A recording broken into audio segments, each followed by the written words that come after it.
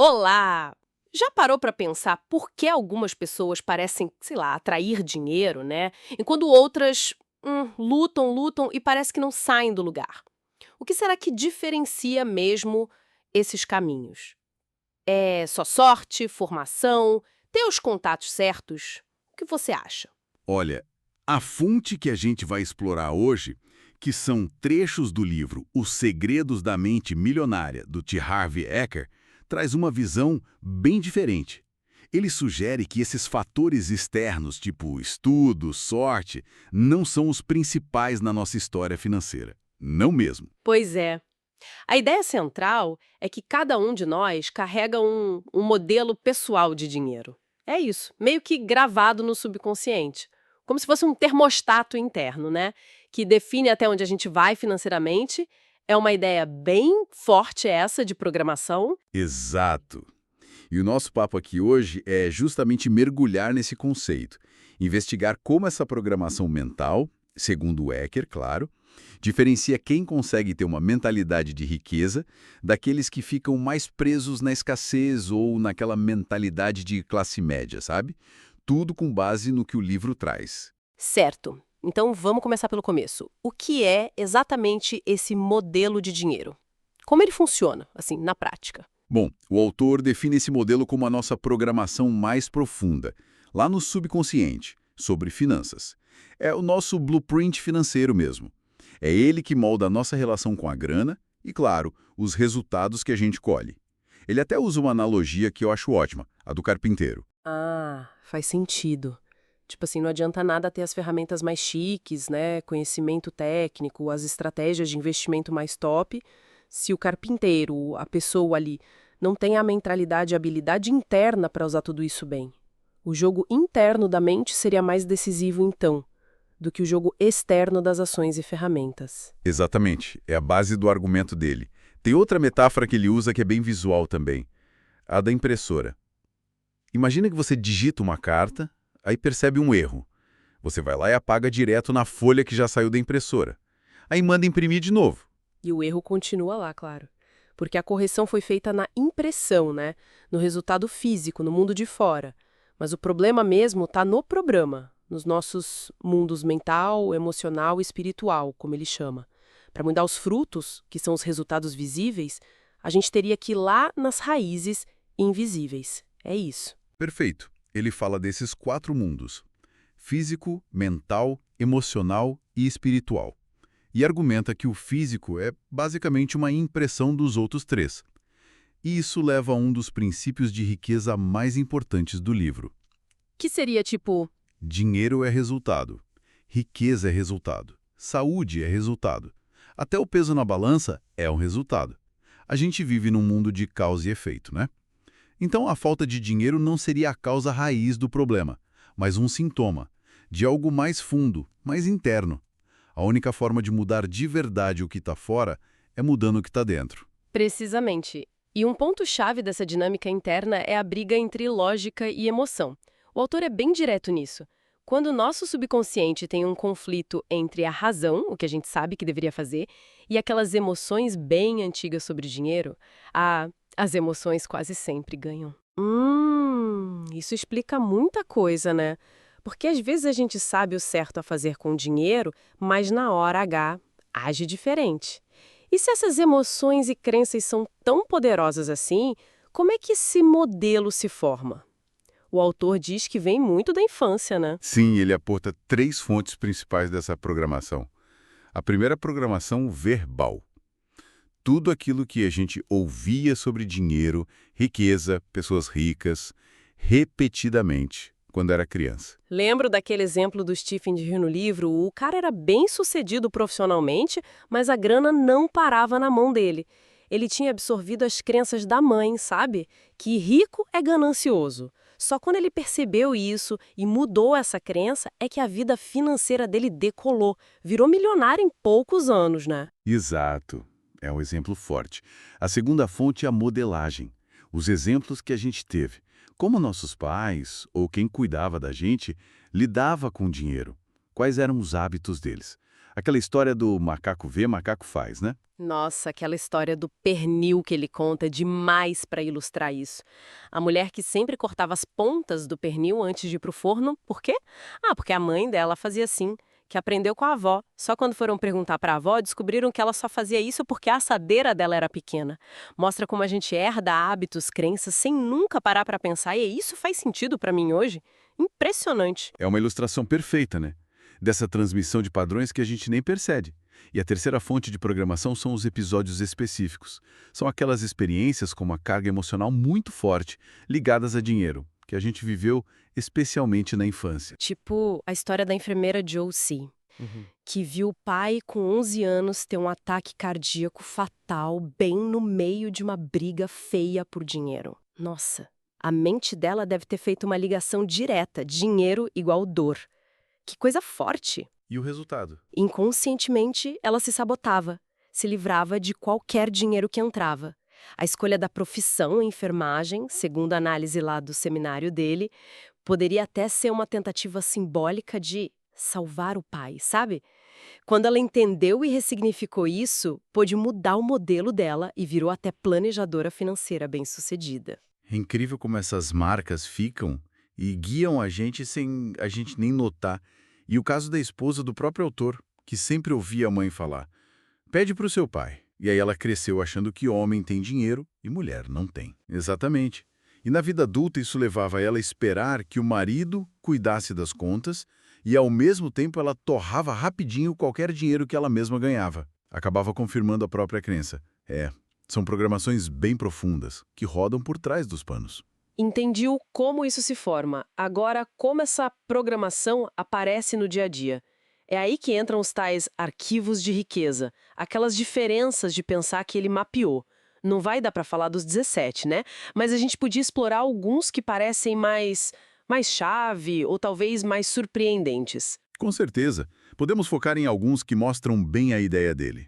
Talvez começar pelo primeiro arquivo, que é meio que a base de tudo. As pessoas ricas acreditam: eu crio a minha própria vida.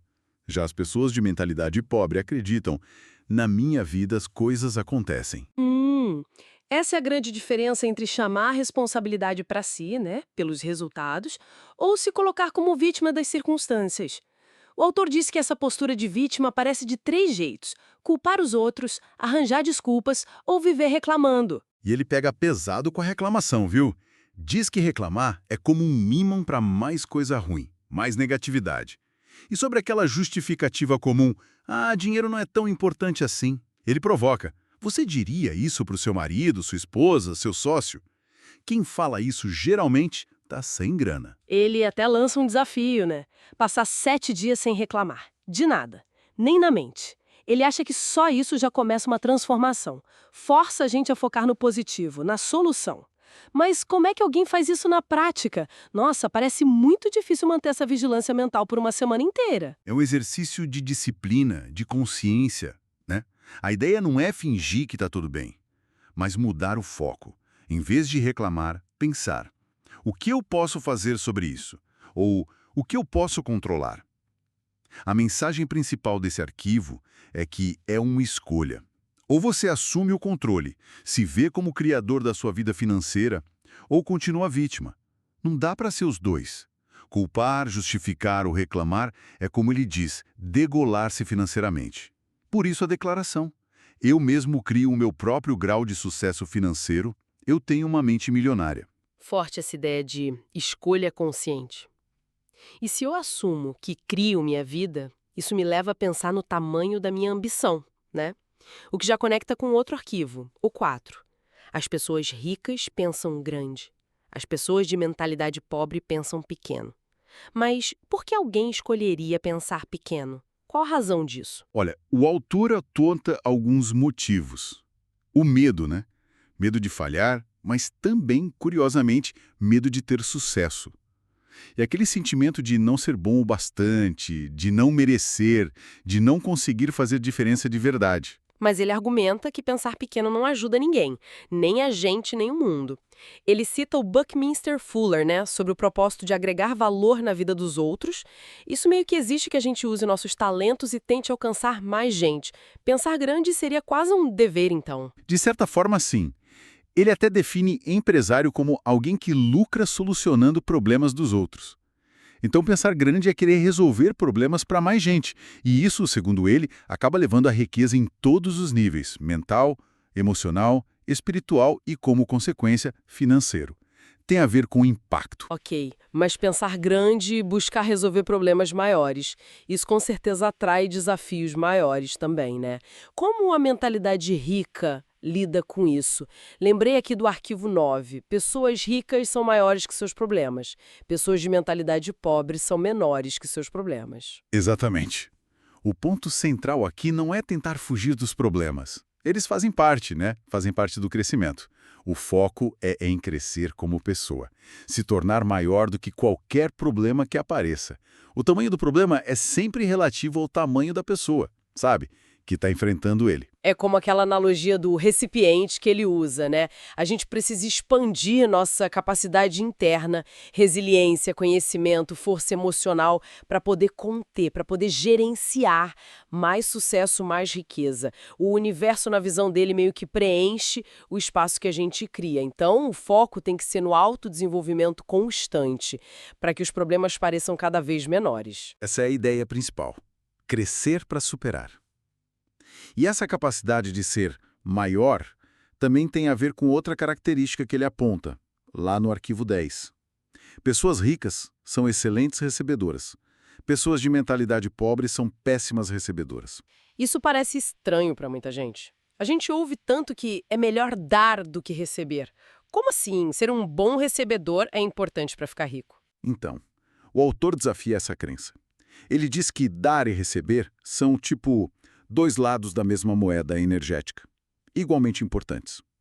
Para cada pessoa que dá, tem que ter alguém disposto a receber. Se você bloqueia ao receber, porque se sente indigno ou por outra razão qualquer, você, na verdade, está quebrando o fluxo. Está até impedindo a alegria de quem quer dar. E ele fala que o jeito que a gente faz uma coisa, a gente tende a fazer todas. Então, se eu sou ruim para receber um elogio, um presente, uma ajuda, provavelmente sou ruim para receber dinheiro também. E aquela imagem da natureza, da chuva de dinheiro caindo e tendo que ir para algum lugar. Se a gente não está aberta, ela vai para quem está. É isso. Sim, essa é a metáfora. A sugestão dele é praticar o receber. Começar pequeno, talvez aceitando um elogio com um obrigada simples, sem se diminuir. Se permitir receber presentes, ajuda. E também receber de si mesma. Se cuidar, se mimar um pouco, fazer coisas que reforcem esse sentimento de que você merece, de abundância. Se sentir digna de receber é fundamental. Ok, entendi. Então, assumir a responsabilidade, arquivo 1, tô pensando grande, arquivo 4, crescendo para ser maior que os problemas, arquivo 9, e me abrindo para receber, arquivo 10. Mas nada disso vira resultado sem a ação, né?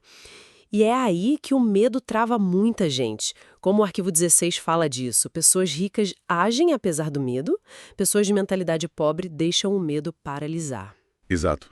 A ação é a ponte entre o nosso mundo interno, pensamentos, sentimentos e intenções, e o mundo externo, que são os resultados concretos.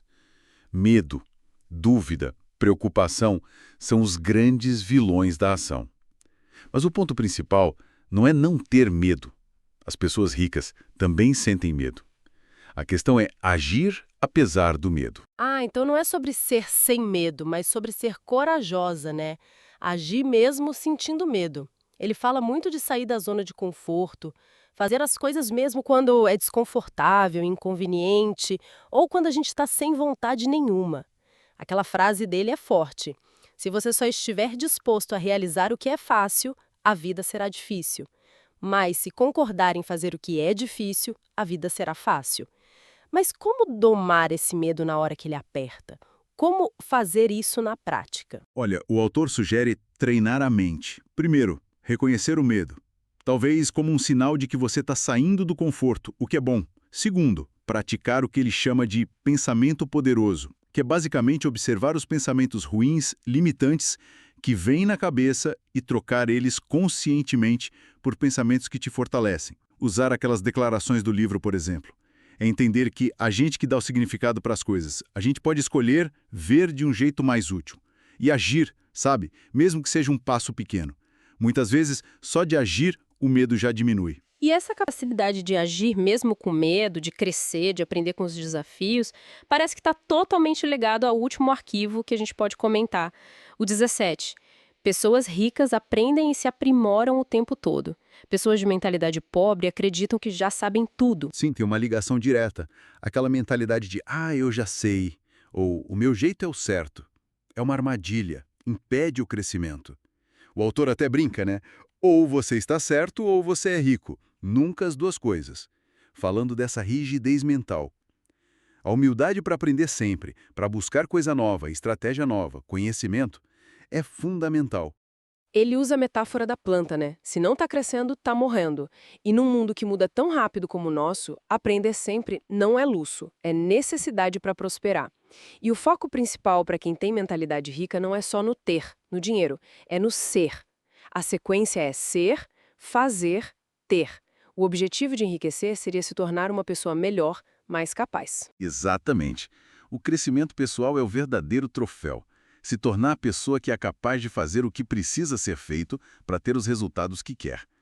O dinheiro seria meio que uma consequência desse crescimento interno. Por isso, aquele princípio final. Para ganhar o máximo, você tem que ser o máximo na sua área. E isso exige melhorar sempre. Uau, que viagem por essas ideias! Cobrimos como o modelo de dinheiro se forma e exploramos alguns arquivos de riqueza bem marcantes. E para fechar, o autor faz um chamado forte para a ação, né? Ele não deixa a gente só na teoria. Sim, ele é muito claro nisso. Diz que o ler o livro, conversar sobre ele, como a gente está fazendo, pensar nos conceitos, nada disso é suficiente. A mudança de verdade vem do fazer, de praticar os exercícios, aplicar os princípios no dia a dia. É isso que reprograma o cérebro, sabe? Muda os resultados. É preciso agir para a coisa acontecer em nível celular, como ele fala. E ele alerta para aquela vozinha interna, né? Da resistência, que sempre tenta puxar a gente de volta para o conhecido, para a zona de conforto. A dica é ignorar essa voz e agir mesmo assim. Exato. O objetivo final de todo esse processo, segundo Ecker, é elevar nosso nível de consciência. É passar a observar nossos próprios pensamentos, nossas ações, para que a gente possa fazer escolhas conscientes, agora, no presente, em vez de ser levado no automático pela programação antiga. É operar a partir da escolha, e não da reação. Fascinante essa análise. Recapitulando a ideia principal. Nosso sucesso com o dinheiro é muito influenciado por esse modelo que está lá no subconsciente, formado na infância. Mas a boa notícia é que esse modelo não é para sempre. A gente pode conscientemente reescrever ele. Exatamente. E essa reescrita passa por adotar essas mentalidades mais fortalecedoras, como as dos arquivos de riqueza. E o mais importante, pela ação consistente. Mesmo quando dá medo, mesmo quando é desconfortável. A ação é que transforma o conhecimento em resultado prático. Para quem está nos ouvindo, essa conversa toda serve como um espelho, né? Para a gente refletir sobre as nossas próprias crenças, nossos padrões com dinheiro. E também oferece princípios e ações práticas que o autor sugere para quem quer cultivar uma relação mais próspera, mais consciente com as finanças. Vou deixar uma provocação final. Imagina escolher só um desses princípios que a gente falou, sei lá, o de não reclamar por uma semana. Ou de pensar, posso ter as duas coisas numa escolha difícil. Ou dar um passinho apesar do medo em alguma área. E aplicar isso de propósito, todo dia, por um mês. Qual será que seria o impacto mais inesperado dessa pequena mudança? Não só na conta bancária, mas talvez na autoconfiança, nos relacionamentos ou naquela sensação geral de estar mais no controle da própria vida. Fica a reflexão.